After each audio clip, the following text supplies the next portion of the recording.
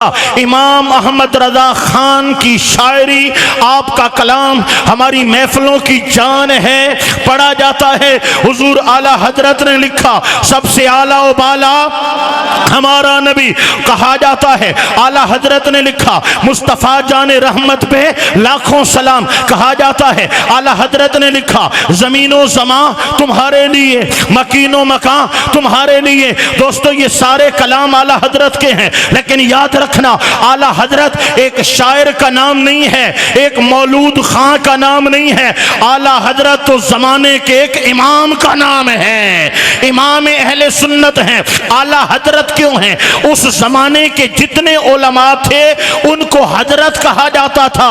उन्होंने हाथ जोड़ के कहा, हुजूर हम हजरत हैं, आप हमारे आला हजरत, आप हमारे बड़े हजरत हैं। और इमाम अहमद रजा खान ने किसी नए मजहब का प्रचार नहीं किया, बरेलवी मजहब नहीं है, दिल की तख्ती पे लिख लो। वो कहते हैं कि बरेलवी हो, बरेलवी कहलाने में हमें आर नहीं है, शर्म महसूस नहीं करते, लेकिन बताना चाहते हैं बरेलवी मजहब नहीं है, बरेलवी मसलक नहीं है। बरेलवी का मकसद क्या है? इमाम अहले सुन्नत ने नया मजहब नहीं दिया, बल्कि अहले सुन्नत के मजहब पे पहरा दिया है।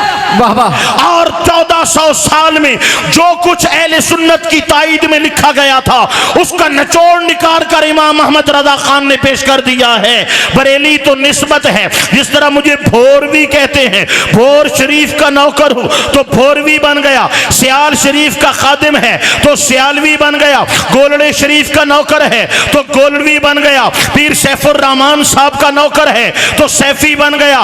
दोस्तों, अगर तौसा शरीफ का खादिम है तो तौसवी बन गया, अगर सुल्तानुल आरिफीन के कदमों की खाक है तो सुल्तानी बन गया। ये सुल्तानी, ये भोरवी, दोस्तों ये चिश्ती, ये निदामी, ये मसलक नहीं है, ये निस्बत है। इसी तरह बरेलवी भी निस्बत है, मसलक सबका, चाहे दोस्तों भोरवी हो, चाहे वो सियालवी हो, चाहे वो चिश्ती हो, चाहे वो निजामी हो, मसलक सबका है, जिसको मसलक हक का आले सुन्नत व जमात कहा जाता है।